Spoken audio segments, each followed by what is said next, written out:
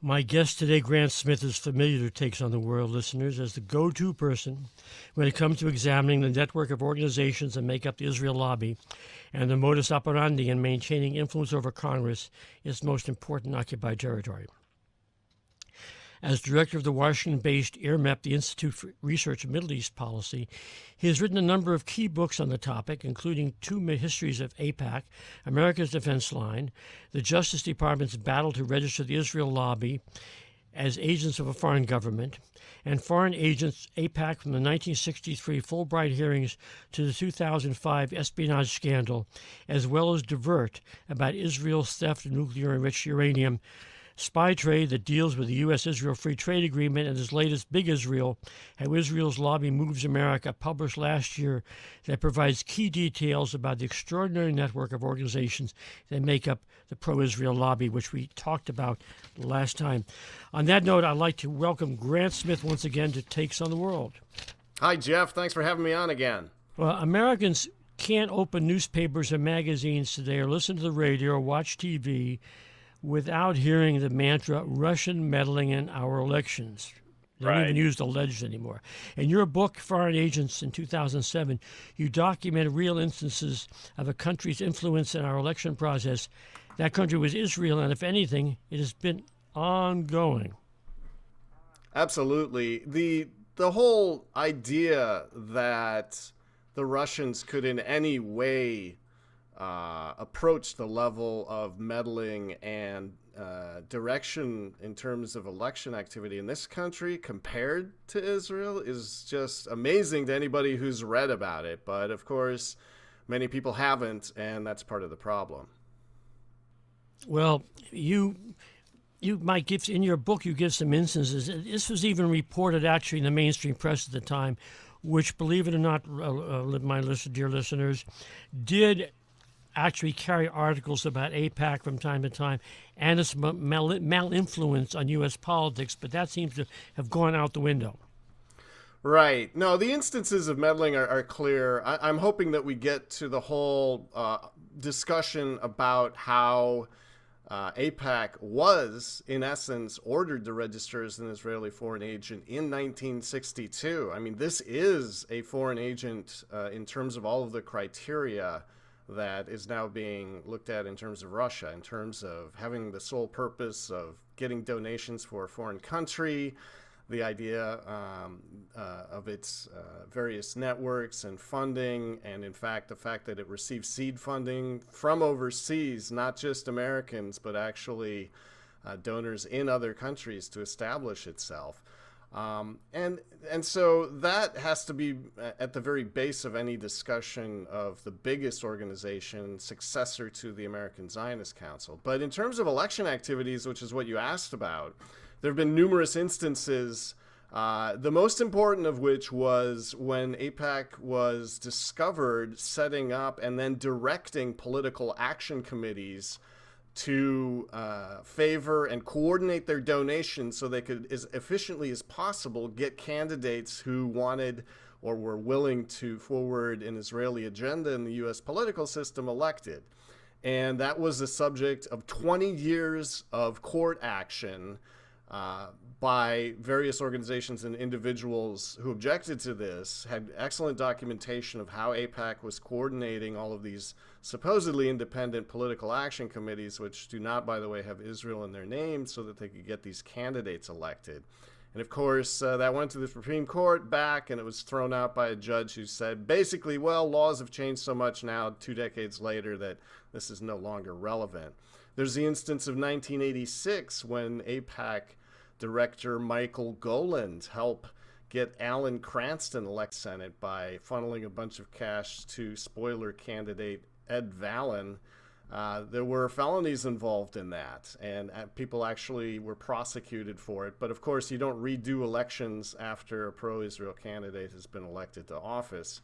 And of course, we have numerous instances of non-election activities by AIPAC, including an all-in-out espionage effort that has resulted in basically the theft of $144 billion from U.S. industry and trade groups when AIPAC coordinated with an Israeli government agent to steal U.S. industry data from groups that were opposed to passing Israeli trade preferences. So this is really just a record of incredible activities that are not present in this discussion today.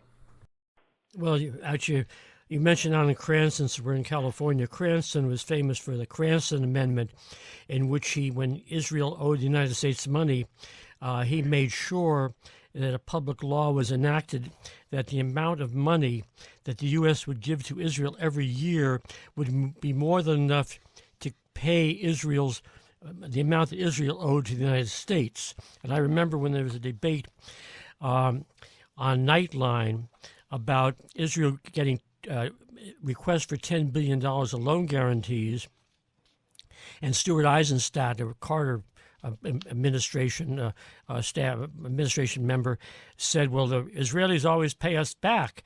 And I think David Obey was a member of Congress, and sometimes critical of Israel. He said, "That's because we give them the money to do so."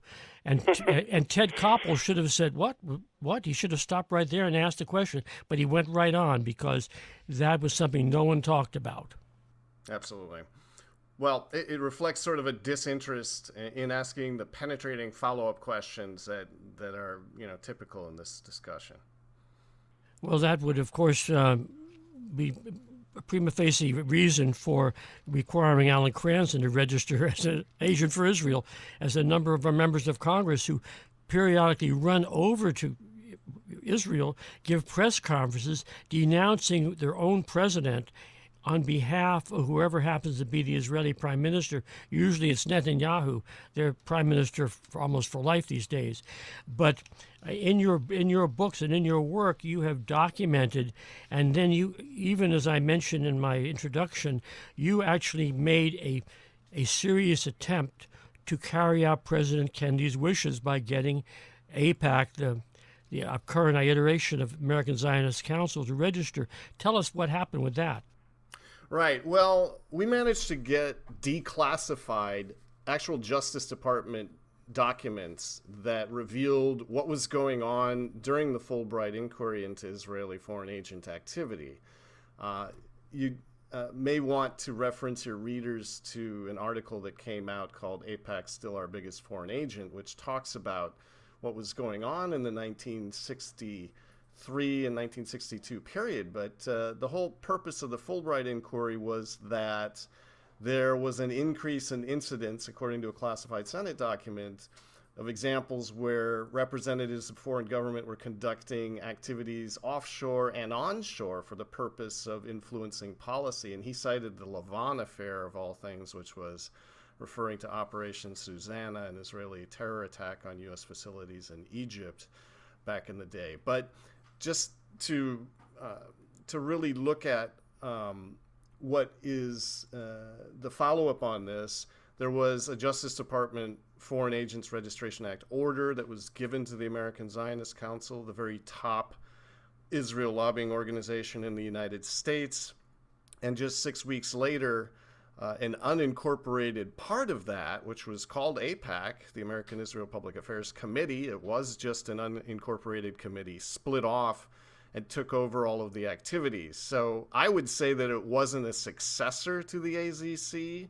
It really was the AZC. This was essentially a failure to continue enforcing that Foreign Agent Registration Act order. And so because the Justice Department documents were classified until 2008, and we were only able to get a hold of them at that time, we assembled them into a document which had the unambiguous title of the American Israel Public Affairs Committee is an unregistered foreign agent of the Israeli government. People can see that in the article I just referenced. It's linked there, all 300 pages of it, and brought that to Heather Hunt on November 3rd of 2009 with a group of IRMEP supporters who have been following this issue for a very long time, and sat down with her and her team for what was supposed to be a 1-hour meeting. As we went point by point through all of these declassified documents and the actual harm that had resulted to the United States as a result of the non-enforcement of the FARA order, the individuals in the room began to take an interest. And when the time expired, the initial hour we were allotted, they said, no, keep going. We want to hear more. And so we went over the free trade agreement espionage incident. We went over Michael Goland. We went over the 2005 incident where 2 AIPAC employees were indicted for stealing national defense information in the interest of getting the U.S. into a war with Iran. And they said, proceed.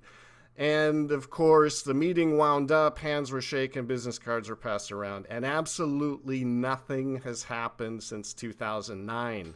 There's no indication that the Justice Department Fairer Registration Unit has made any move to enforce their own order. And it's for people who understand what AIPAC really is and where it came from, it's infuriating. What I recall, wasn't there a someone else in the room sitting far at the end of that table, you described it, who didn't give out a business card? And, yeah, and was the one who kind of was a mysterious like man. a Still don't know who minder, he was. like a minder. Some sort of minder. To make sure that he was AIPAC's man, obviously, there.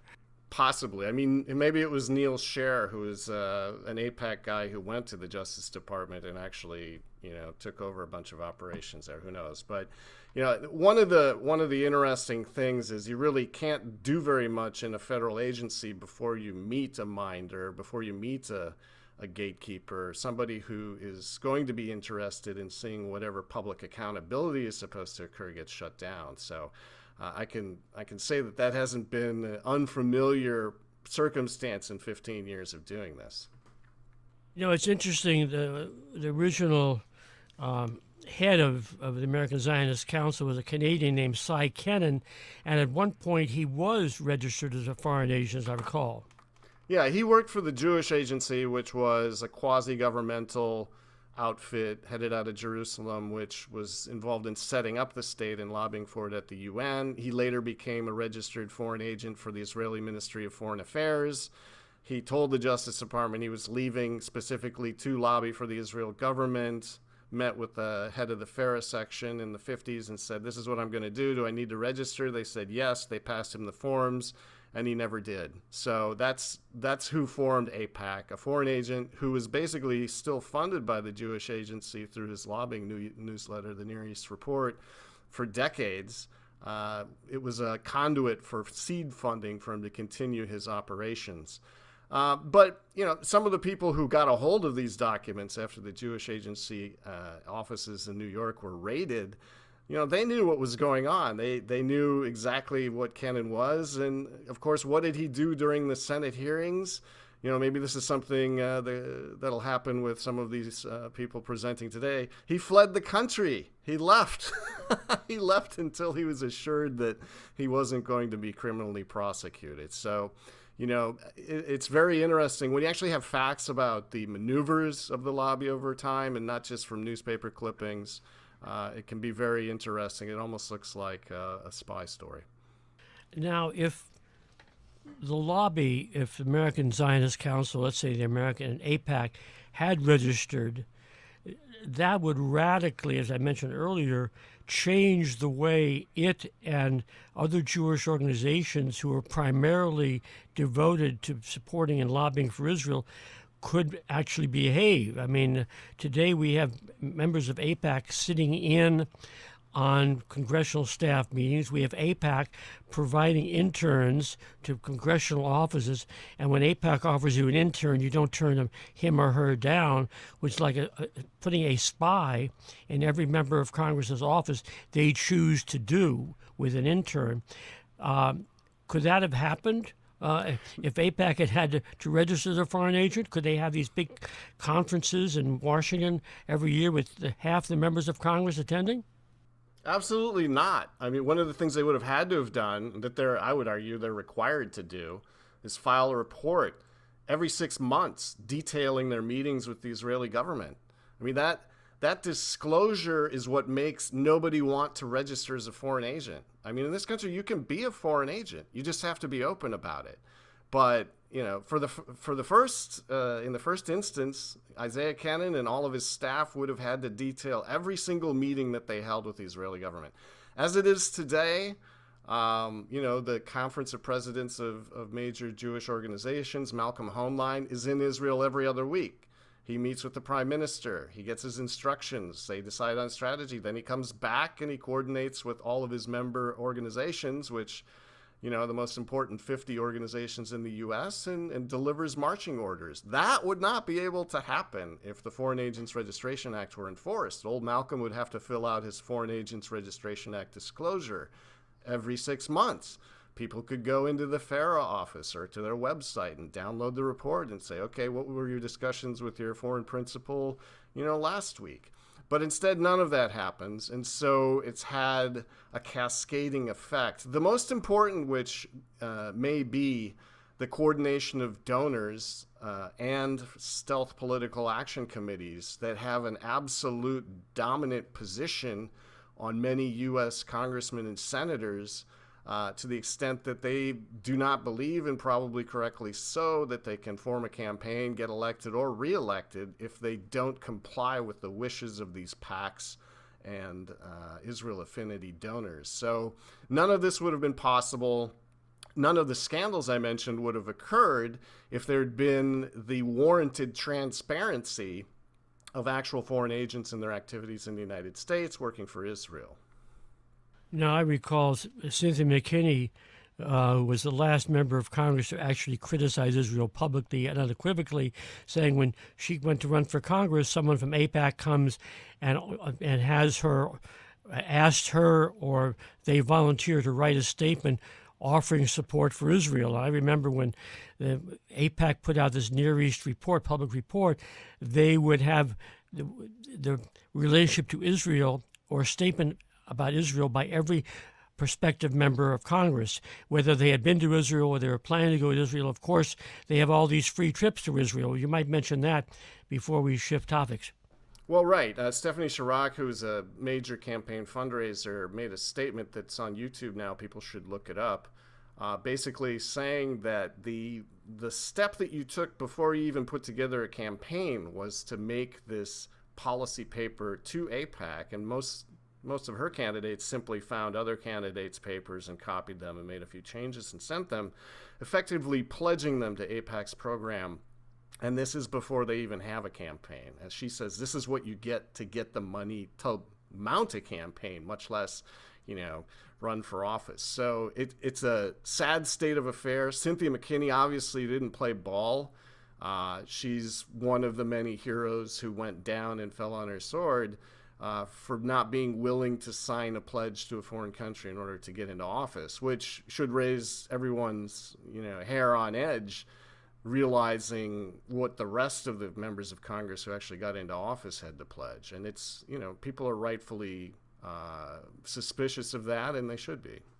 Well, my guest is Grant Smith, the director of Institute for Research, Middle East Policy. Well, let's look now at one of the results of the failure of AIPAC to be forced to register.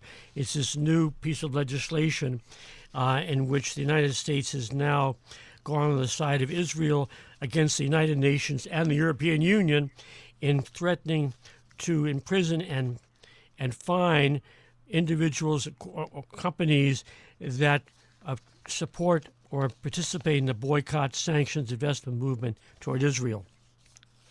Right. We're talking about the Israel Anti-Boycott Act, H.R. 1697. In the Senate, it's S720.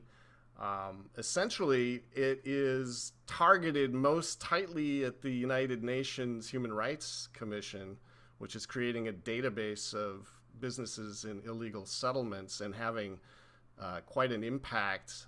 It's one of the things the Israel lobby is very concerned about. They want to protect businesses in the occupied territories. They want to outlaw any UNHCR or international organization boycotts of settlement products. They want full implementation of the U.S.-Israel Strategic Partnership Act of 2014. And so, there is some media coverage of this. And the latest is the ACLU explained these criminal penalties to the lead Senate sponsor, Senator Cardin, saying, In fact, you've got to fix this legislation. You've got to make it less draconian, focusing on free speech. But this law is not about free speech. It's about inserting policies of a foreign government into the core of 3 different U.S. laws. And the questions that should be raised is, how is this in any way appropriate to insert Israel in the middle of laws about U.S. national security? Now, these 3 laws are so complex and Byzantine, it's incredibly difficult to see the cascading effect of this act into the other laws. But the right questions are, the first law that it's calling into action is the International Emergency Economic Powers Act. The first question Americans should ask is there a national emergency at this point on the level of the Korean War, the postal strike, the 1933 banking crisis? And the answer is no. There isn't a national crisis affecting the U.S. It's not a national crisis that Israel is facing boycotts over its human rights violations. So that's something that has not been discussed and needs a lot more discussion. The other is, why are senators and congresspeople like Ben Cardin spearheading this? And it's really, it's not too difficult to figure that out. Senator Cardin is not as concerned about free speech. He's not as concerned about jailing Americans or others for engaging in human rights activities and free speech, because he is heavily dependent upon this Israel lobby that we're talking about. And just to make it perfectly, clear about the key sponsor of the Senate side, if you look at Senator Ben Cardin's campaign to get reelected in 2018 and you look at his 2017 donors, his top donor in terms of PACs is NORPAC, which is an Israel stealth PAC, which just this year has given him $39,700. His second big PAC donor is the Washington Political Action Committee, $10,000. That's another Israel stealth PAC. If you look at the rest of the top 20, 86% are Israel affinity donors who are members of Jewish federations, Birthright, former AIPAC presidents, Board of Governors of Technion in Israel, which is one of their nuclear weapons research facilities. It's incredible to see this, and you quickly realize, at least examining the top 20, that Ben Cardin's top constituent in terms of campaign contributions is not Maryland. It's clearly Israel. Well, he has a long track record of supporting Israel, so he's actually giving his donors what they pay him to do, which is considerably more than he gets from the U.S. taxpayers. So I guess you go where the money is. Well, it's incredible, though. I mean, we actually did a poll a couple of weeks ago basically asking, this is what Zionism is. Are you a Zionist? And 70% of Americans are not Zionists, and they don't support this type of legislation. They don't support any legislation impacting Americans' right to engage in boycotts. And yet here you have a senator, the key senator, who pretends he's ignorant about what's in his own proposed legislation, who wants to modify it at the margins, and claiming that this is a U.S. interest, but it's truly despicable. It's interesting. A number of people, including a Rabbi Joseph Berman of Jewish Voice for Peace, who was interviewed on Democracy Now! The other day, criticizing the legislation, but he said the AIPAC was pretty much like the NRA, National Rifle Association. But that is, of course, it's an easy argument to make, but unfortunately it has no basis in reality. Perhaps you explain why. Well, it doesn't have any basis in reality, because whatever you think about the NRA, it's concerned with the U.S. Constitution, in particular, in this case, the Second Amendment. When you're talking about Israel, you're talking about a foreign government. You're talking about an expansionist, settler colonial state, which has engaged in many activities, including espionage against the United States, including theft of nuclear materials and technology to arm its nuclear weapons. All sorts of things that harm the United States. It's half of the reason, according to the 9/11 report, that we were attacked on 9/11.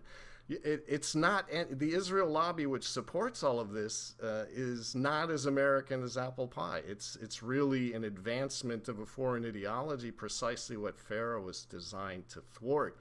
So when you hear these arguments that this is all about free speech, This is not about free speech. This is about positioning a foreign country at the core of U.S. laws through a tiny minority that's pushing this through Congress in order to implement hardcore Zionism at the center of America. Again, 70% of Americans don't support this, and yet you can be sure that there's not going to be enough reporting on this. There's not going to be enough effort to keep this from passing. It'll be another assault on the United States, just like the 1984 AIPAC Israeli government assault on U.S. industry, which will have incredibly bad consequences. And there will never be, at least in broader circles, a serious discussion about what's really going on. Well, also, I would add that there are a number of members of Congress who, from time to time, have frequently criticized the NRA. You have editorials in newspapers that have criticized the NRA, but there's not a single member of Congress that I'm aware of who has stood on the floor to criticize AIPAC or even mention its name, let alone Prime Minister of Israel, where it was quite easy to criticize the President of the United States on the floor of Congress, but I don't recall the last time. Well, actually, it was when Shamir was the Prime Minister of Israel. 38 senators, Republican and Democrat, wrote a letter to Prime Minister Shamir. This was back in the late 80s, I think it was, criticizing his reluctance to engage in peace negotiations, and these were distinguished members of the Senate, there's no radical section, but they were well-known members. They put their name on a letter, and they got slammed by the pro-Israel lobby. They got slammed by it. You do not talk against Israel on the floor of the U.S. Congress. If that's not an occupied territory, the evidence for saying, I don't know what is. Listeners to this program are familiar with me referring to Congress as Israel's most important occupied territory, but I would say that this ability to prevent or keep from having to register as a foreign agent is much more important to Israel in the long run than having nuclear weapons. What would you say to that? I would say that's true. Having influence over the United States, which, by the way, having the nuclear arsenal also is essentially providing the same influence. But this is much more important because, as one very pro-Israel figure wrote in Newsweek, the country doesn't have much going for it. Its human rights record is terrible. There's an increased focus through social media and alternative media on what's actually happening. They've really lost the youngest generations in particular. In surveys after surveys, you see the youngest generation just isn't buying it because of where they get their news. So I would agree with all that. This argument and this new legislation is particularly disturbing because it does something that's already happened, and that's using emergency powers. Again, I talked about the Emergency Powers Act, which was last invoked in 2001 to create a unit under heavy AIPAC lobbying at the Treasury Department, the Office of Foreign Assets Control. It really takes the same approach. It creates a new unit at Treasury, or as it may be at an export administration center in the U.S., it creates special powers, and then they can suddenly prosecute people for free speech. They'll get the Javed Iqbal treatment. As you remember, Javed Iqbal was showing some Al-Manar, some Hezbollah videos over his own cable network, wanting to present another side to the Israeli invasion of Lebanon. And he thought he would get a First Amendment pass on that type of activity. But no, the Treasury Department prosecuted him and threw him in jail for 6 years, essentially because they had seized power under this Emergency Powers Act and are now able to disregard and throw away the First Amendment and prosecute people the Israel lobby doesn't like. So this is a real threat. This is another seizure of power, just like the 1984 seizure of American trade secrets to pass the Free Trade Agreement. That's going to have incredibly negative effects. But the real questions Americans should be asking are, is my senator or congressperson, are they acting on the interests of Israel, or are they acting on the interests of the United States? There are many of them who feel that they owe Israel and its lobby payback for having passed an extremely good law, an extremely good agreement, the JCPOA, not that they had much to do with it, it was mainly the president, Obama, to regulate the Iranian nuclear program so that neither Israel nor the United States could attack Iran on the pretext that they were manufacturing nuclear weapons. So many of them, like Cardin, think they have to pay Israel back for having passed a law that most Americans wanted and that has worked very well. Not that it was necessary, but this is an extremely dangerous law. People will go to jail.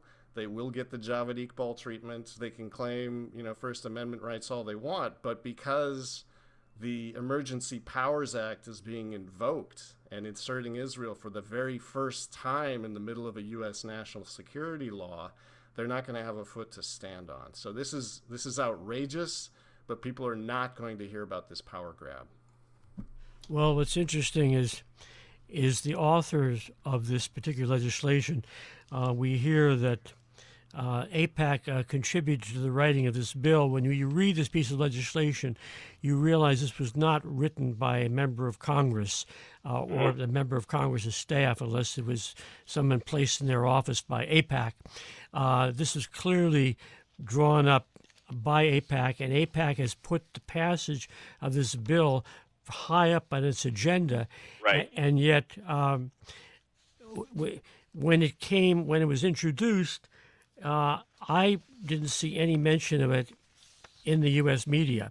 No. It's like there's no discussion. I remember years ago I did an article for Lives of Our Time. It's one of the few magazines, left or center, that went out of business, probably because of my articles on the Israel lobby. But I'm serious. I was going to doing an article on U.S. aid to Israel and found out that the previous 8 years before I did the article, this was back in the 90s, I could not find a single mention in the U.S. press of aid to Israel when they wrote about foreign aid. They would have a 20-inch story in the New York Times, no mention of the fact that Israel was getting several $billion. So we see they have literally all bases covered, and this is actually the end result of thwarting President Kennedy's desire to have AIPAC, or American Zionist Council, register as a foreign agent, which it clearly was. There's no other country has organizations working for it in the United States, and yet this has seemed to be part of the territory, part of the atmosphere, like mountain ranges and seas and oceans. There's Israel, part of the American political system, and there's nowhere in the Constitution that allows such a thing to happen. Right. We're all supposed to be the fish just swimming along, and we're not supposed to notice the water. But this is, again, we're drowning here. So we're not fish, and it's very interesting. It's supposed to be just part of the scenery, but people really have to ask, where's this bill coming from? Why is my senator or congressperson who's passing this getting so much funding from stealth PACs and individuals who have well-known connections to the lobby? And why aren't they talking about whether it's appropriate to insert a foreign country in the middle of U.S. national security legislation that has been on the books for a long time? They should ask, what's the emergency? There is no emergency. It's not an emergency that Israel is destroying its international reputation. It's not an emergency that people of good conscience are organizing boycotts. It's not an emergency that the United Nations, one division of it, has concerns and wants to do something about it. Those are not American emergencies. And whether or not your congressperson or senator can't count on getting, hundreds of thousands of dollars from stealth Israeli PACs, that's not an emergency. That's not a reason for them to thwart their own constituents.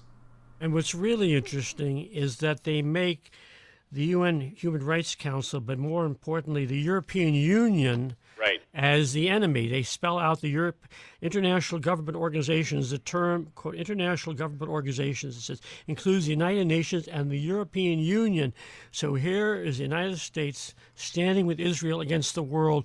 There is something seriously wrong. Graham, I want you to tell people about your website and your books and how they could get more information, because they're not going to get it from many other radio stations, I'm sure about that. Yeah, a key place to check out is irmep.org. That's got all the current all the current reports. Our Twitter feed is embedded there. People should also check out the Israel Lobby Archive, which has all of the declassified documents from the Justice Department on the Foreign Agents Act that was issued to AZC/AIPAC. So that's an extremely important website. There's a link on every website that simply says conference series, and those are joint conferences with the Washington Report on Middle East Affairs that occur in Washington, D.C. It's the only conference that discusses the Israel lobby in the United States, with excellent speakers from the United States, from Israel, from Palestine, who understand the issues. The last one had Hanan Ashrari, John Mearsheimer, Ilan Pape, and many others. So please check out those websites. And it's also distinguished by the fact that no national media gives it any coverage, although C-SPAN did a couple of years ago cover the entire conference, but that was like an anomaly. Right. Well, people can usually watch it streamed online. So to the extent that alternative media and alternative channels are blossoming, it almost doesn't matter whether someone from the New York Times or Washington Post comes and writes, what are usually not very relevant articles. So they're online. Go online. The website, my guess is Grant Smith. The website is irmep, irmep.org. It's a treasure trove. Grant, thanks so much for being our guest today on Takes on the World and filling us in on this very important question. Thank you, Jeff. Take care. Bye now.